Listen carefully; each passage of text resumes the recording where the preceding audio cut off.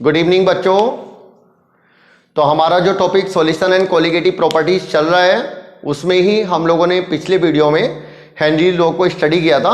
अभी हम लोग जो नेक्स्ट वाला अपन पे यानी कि हमारा वीडियो है उसके अंदर हम लोग देखने जा रहे हैं problem based on Henry law. तो हमारे पास कैसे हम लोग हेनरी लॉ के ऊपर अपन प्रॉब्लम को सोल्व करेंगे इसे अपन ध्यान देंगे। तो हेनरी लॉ में हमने फार्मूला पिछली बार डिस्कस कर दिया था P = KH × X। तो एक बार हम लोग फिर से हमारे पास में जो ये नोटेशंस है P = KH × X में एक बार अंडरस्टैंड कर लेते हैं। P क्या हमारे पास में partial pressure of gas at which gas is dissolve. KH is Henry constant of A gas in a particular solvent and X is the solubility of a gas in a particular solvent। यहां पर इस बात को समझना है कि X जो है ये solubility है but it is the mole of gas dissolve in a particular mole of solvent, यानी कि it is in term of mole fraction. हालांकि जो गैस के मोल डिजोल्व होते हैं किसी भी सॉल्वेंट में बहुत कम होते हैं, तो हम ये बोल सकते हैं मोल of gas over mole of solvent. ये हमारे पास में इस वाला पूरा फार्मूले में जो हमारे पास वैल्यू एक्स की होगी इस तरीके से अप्लाई करेंगे हम लोग। तो चलिए मैं प्रॉब्लम लेता हूं, तुम लोगों को ये प्रॉब्लम सोल्व करने का मेथड मैं डिस्कस करता हूं। तो पहली प्रॉब्लम हम लोग लेने जा रहे हैं, ध्यान देंगे हम लोग P = KH × X पर। तो फर्स्ट प्रॉब्लम हम लोग लेने जा रहे हैं, देखें ध्यान देंगे, ध्यान दे रहे होंगे बेटा हम लोग। The Henry's law constant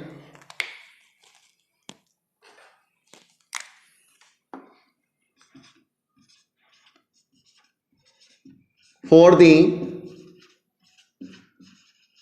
solubility of nitrogen gas in water at 298 Kelvin is equal to 1 × 10⁵ ATM। The mole fraction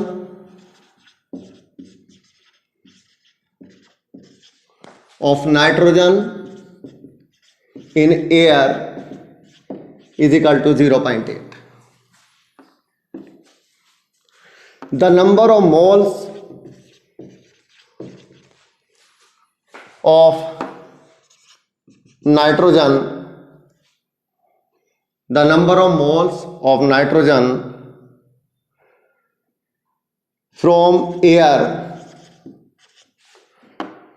dissolved in 10 mole of water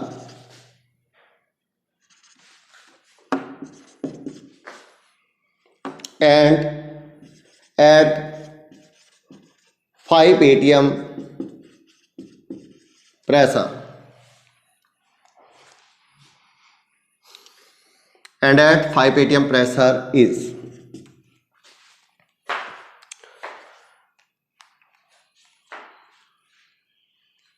temperature is again remember it कि टेम्परेचर जो है वो 298 केल्विन ही है यहां पर is. तो मैं कुछ ऑप्शन दे देता हूं तुम्हें, ये हमने वैल्यू ले ली।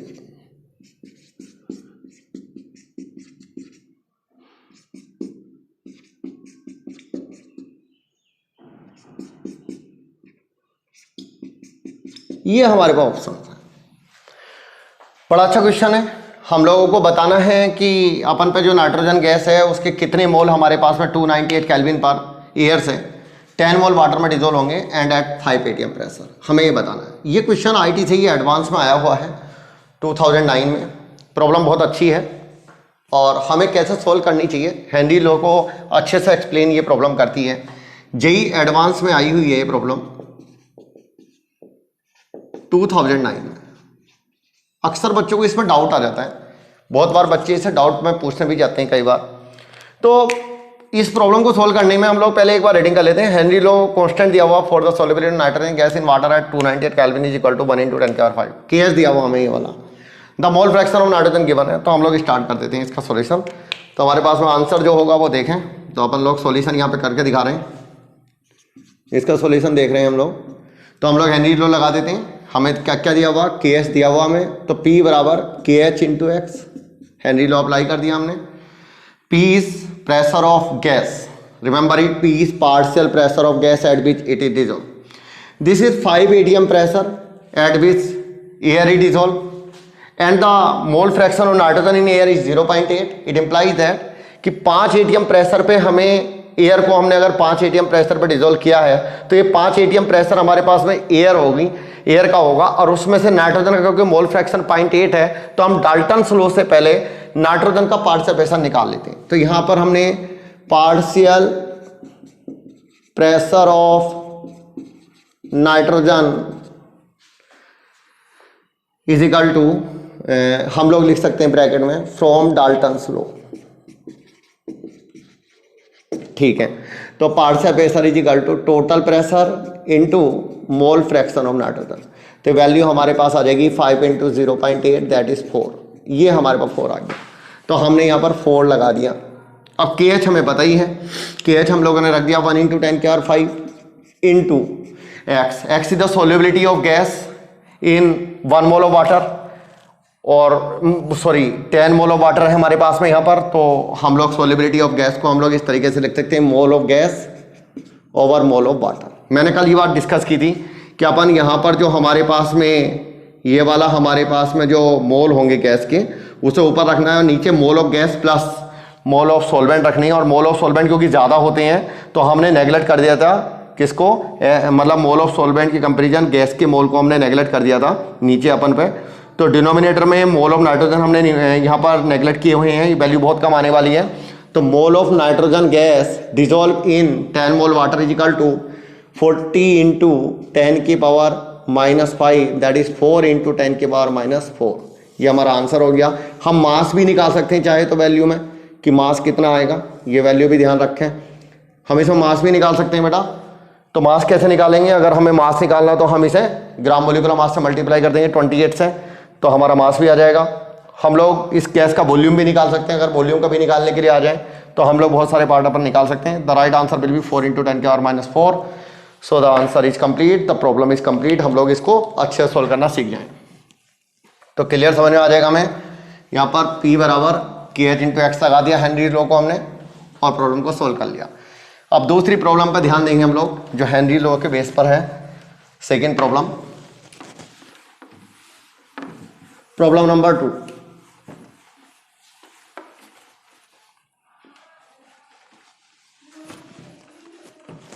प्रॉब्लम नंबर 2 पर ध्यान देंगे। Example 2, the Henrys law constant, Henry law constant for oxygen gas, for the solubility of oxygen gas, for the solubility of oxygen gas in water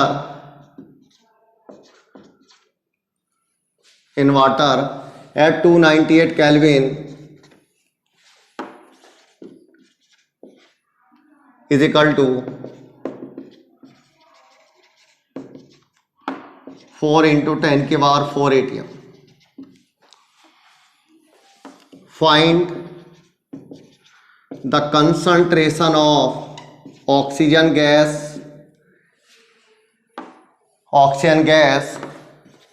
eight 0.4 atm pressure. अभी हमारे पास में partial pressure दिया हुआ है ऑक्सीजन गैस का, हमें इसकी कंसंट्रेशन बतानी है ऑक्सीजन गैस की at 4 atm pressure and at 298 kelvin. चलिए हम लोग देख लेते हैं इस प्रॉब्लम को।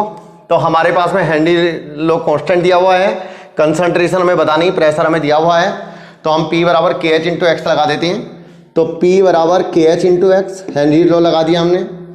P इज 0.4, के एच इज 4 इंटू 10 की power 4, x is mole of oxygen gas dissolve in 1 litre solution. यही तो होती है कंसंट्रेशन का मीनिंग समझ में आ जाए।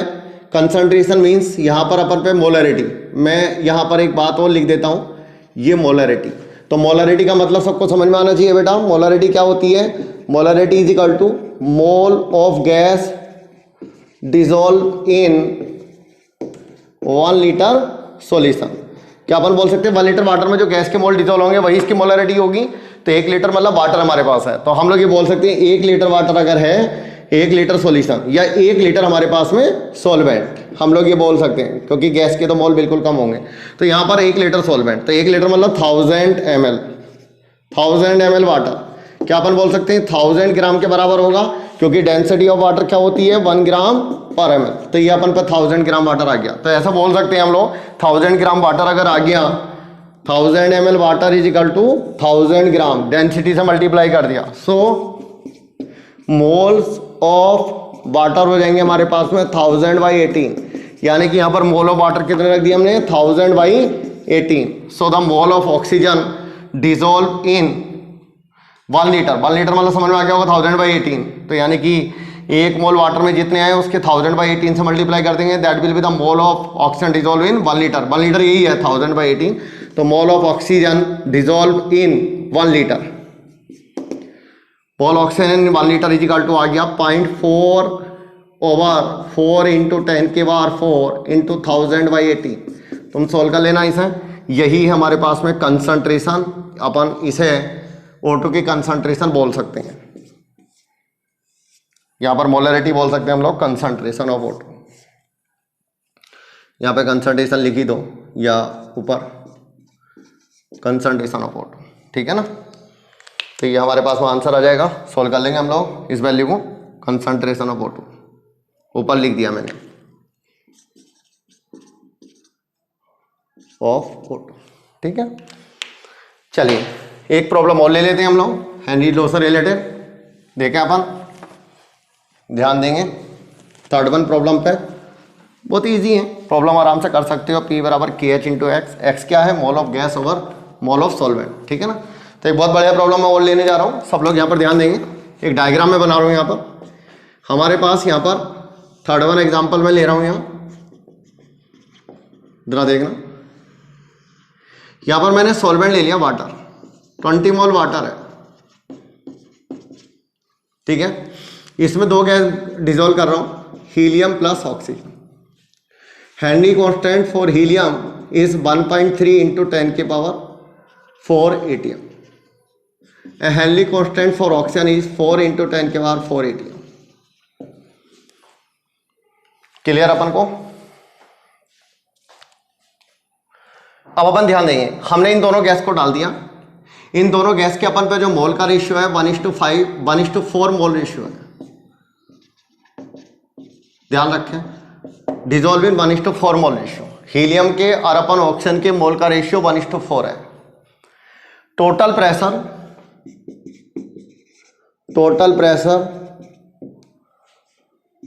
Over which gas is dissolve over water at which gas is dissolve,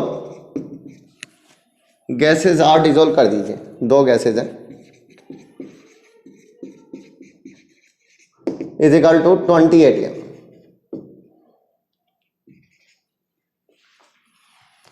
find the moles of helium and oxygen gas dissolves in water at same temperature।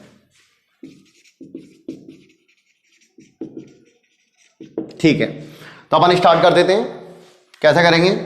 P बराबर KH × X, ये लगा दिया हमने। P हमारे पास कितना है? P हमारे पास है टोटल 20 atm। P बराबर KH × X, तो बेटा P जो है 20 atm है, तो 20 atm में ध्यान रखना है P हमें गैस का लगाना है। एक बात और ध्यान रखें, इसमें 2 गैस हैं, एक हीलियम है एक ऑक्सीजन है, दोनों अलग अलग, दोनों गैसेज अगर हमारे पास प्रेजेंट है तो हम दोनों गैस के लिए अलग अलग हेनरी लॉ लगा सकते हैं। तो इस बात का भी ध्यान रखें स्टूडेंट कि अपन अगर 2 गैसेज तुम्हारे पास प्रेजेंट हैं तो तुम दोनों गैस के लिए अपन हेनरी लॉ को अप्लाई कर सकते हो। तो मैं इसे पूरी लाइन को रिमूव कर रहा हूँ, सॉल्यूशन में नीचे करके दिखा रहा हूँ, तो मैं ध्यान दोगे तो यहां पर अपन ध्यान से देखें, पहले मेरे पास में एक काम करना है, टोटल प्रेशर हमें दिया 20 atm, तो हम डाल्टन्स लॉ से, फ्रॉम डाल्टन्स लॉ हम लोग पार्शियल प्रेशर निकालेंगे हीलियम का और ऑक्सीजन का। तो हीलियम का पार्शियल प्रेशर कितना आएगा, total pressure into mole fraction, तो मोल फ्रैक्शन हो गया 1/5, मोल फ्रैक्शन हीलियम का हो गया 1/5 और ऑक्सीजन का हो गया 4/5।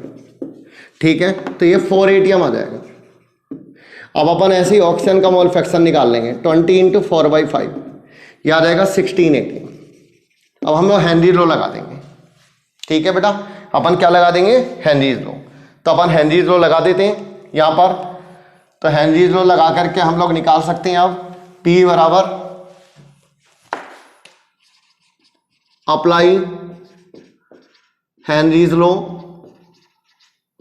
For both gases, for helium PH is equal to KH helium into x helium, sorry. तो यहाँ पर हीलियम का पार्शियल प्रेशर कितना है 4, KH हीलियम का कितना 1.3 × 10⁴।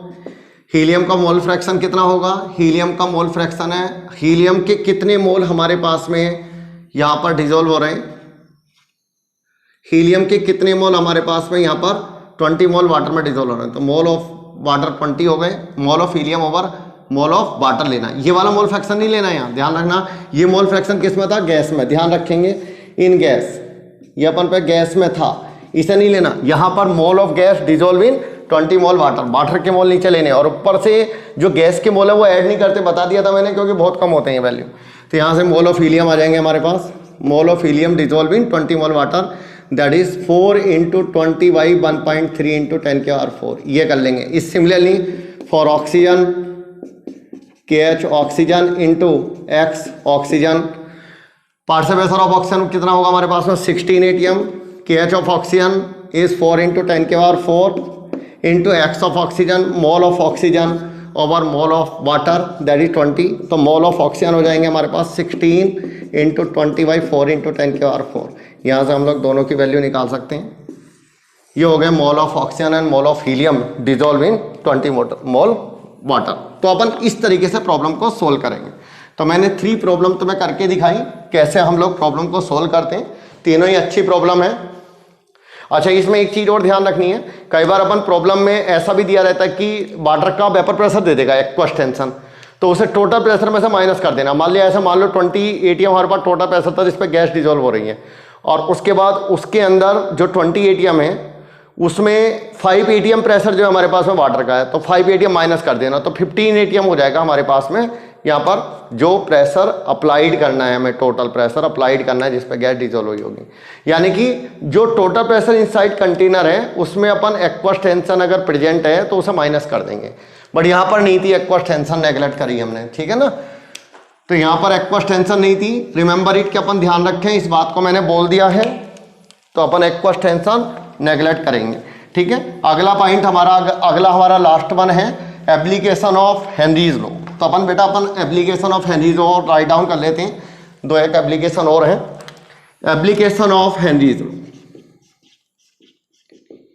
Applications of Henry's law. तो हेनरीज लॉ के एप्लीकेशन क्या है, मतलब किस तरीके से हेनरीज लॉ कहाँ कहाँ हमारे पास वर्कआउट करता है, कहाँ कहाँ वो अवेलेबल है। तो इस बात को हम लोग देख सकते हैं कि जो सॉफ्ट ड्रिंक्स होती हैं और सोडा वाटर हमारे पास रहता है, उसके अंदर जो CO2 गैस है वो प्रेजेंट होती है, उसकी जो सोल्युबिलिटी है वो अपन हाई प्रेशर पे ज़्यादा होती है। जैसे ही हम बोतल को खोलते हैं तो CO2 बाहर आ जाती है, और वो स्टार्टिंग में क्योंकि उसका प्रेशर बहुत ज़्यादा था तो वो ज़्यादा हमें फील अपन पे यानी कि होती है, और चिल्ड हमें लगती है, मतलब वो सब अच्छी लगती है, टेस्ट अच्छा लगता है हमें। अभी सबसे इंपॉर्टेंट पॉइंट यही है, to increase the solubility of CO2 gas in soda water और soft drinks the bottles are sealed under high pressure. ये अपन पे फर्स्ट वन हमारे पास एप्लीकेशन है, तो लिख सकते हैं to increase the solubility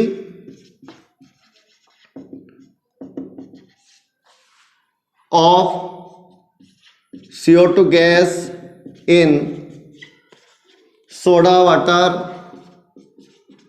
or soft drinks, soft drink,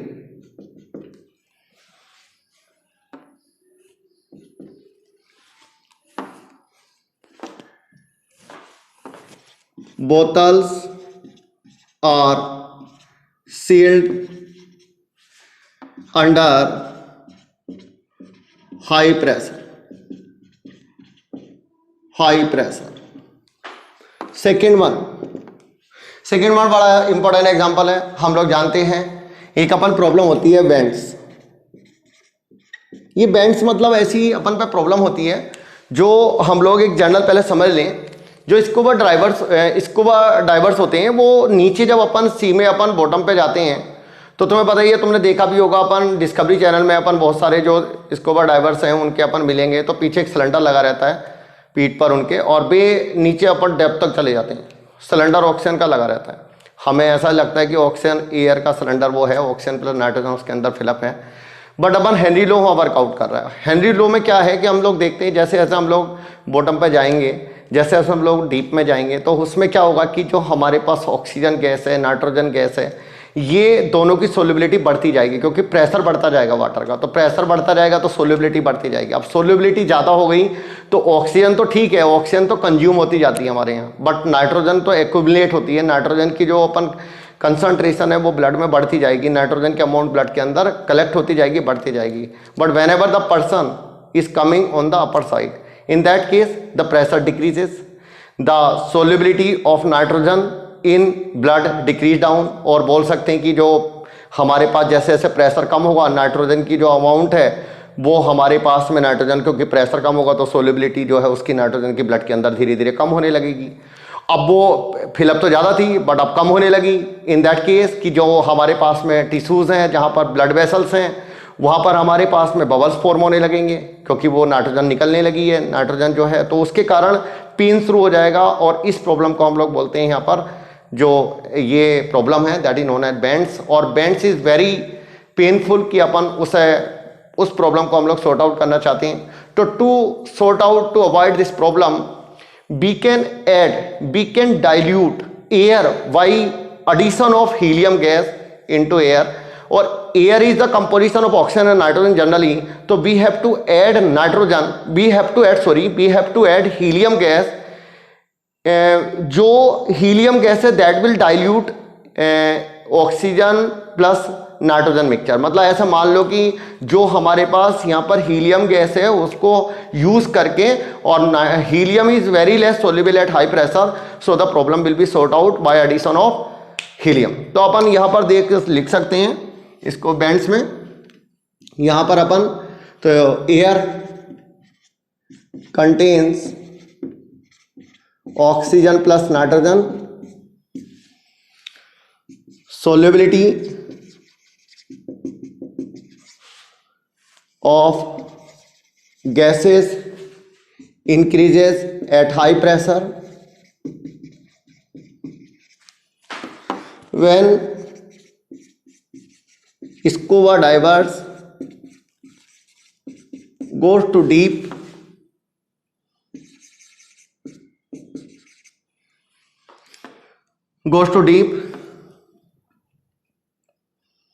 the solubility of gases increase, oxygen is consumed,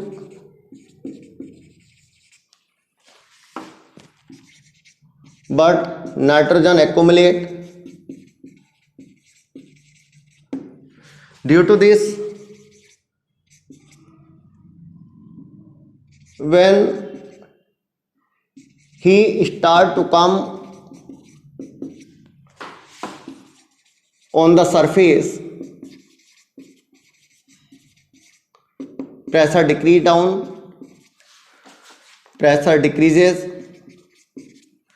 and amount of nitrogen decreases. Due to this, bubbles formation start,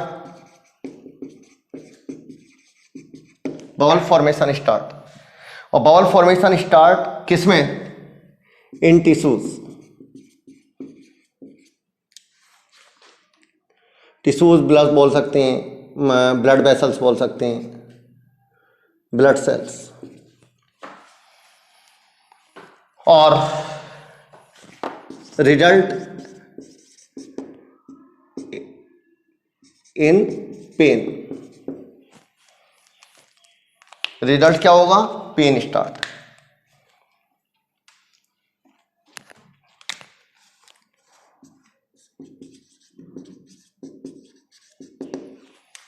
to sort out this problem हम लोग यहां पर लिख सकते हैं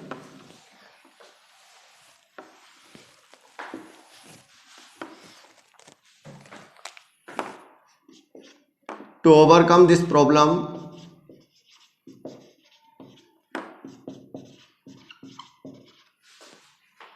nitrogen is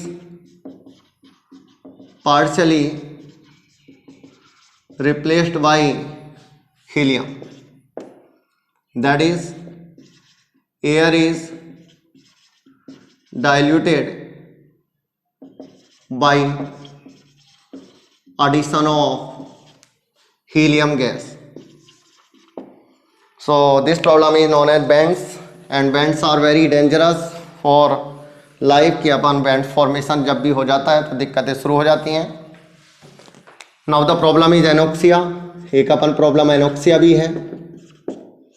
anoxia मैं write down नहीं करूंगा, ऐसे ही लिख देता हूं। Anoxia is the problem created when some person go to the high altitude. In that case the pressure of oxygen gas will decrease down that were present on the normal, कि अपन normal जो pressure होता है उससे कम हो जाएगा। Due to this the thinking of human or the working of all the body parts will slow. In that case the person become very highly sick and become unconscious. तो उस case में हमारे पास में प्रॉब्लम हो जाती है। जब अपन ऊपर जाता है, कोई भी आदमी हाई एल्टीट्यूड पे जाता है तो उस समय ऑक्सीजन की अमाउंट कम हो जाती है, क्योंकि वहाँ पे प्रेशर कम होता है। और जैसे जैसे वो ऊपर जाएगा तो प्रेशर कम होता जाएगा गैस के। जब प्रेशर ऑक्सीजन का कम होगा तो सोल्युबिलिटी ऑक्सीजन की ब्लड के अंदर कम होगी। उसके कारण उसकी जो थिंकिंग है वो कम हो जाएगी, सोचने की क्षमता कम हो जाएगी, डिक्रीज हो जाएगी, और वो प्रॉब्लम क्रिएट करेगा। And the problem is known as anoxia. तो ये थे हमारे पास हेनरी लो के अपन पॉइंट्स, एप्लीकेशंस, और इन सारे एप्लीकेशन को हम लोग अच्छे से नोट डाउन करके नोट्स बना लें, और इन न्यूमेरिकल प्रॉब्लम को सोल्व करके हम लोग जो भी हेनरी जो उसके अदर प्रॉब्लम है उन्हें सोल्व करें। डाउट आने में पूछ सकते हैं। चलिए हम लोग नेक्स्ट वीडियो में अगला वाला टॉपिक पढ़ेंगे। थैंक यू बेटा, मिलते हैं हम लोग नेक्स्ट वीडियो में।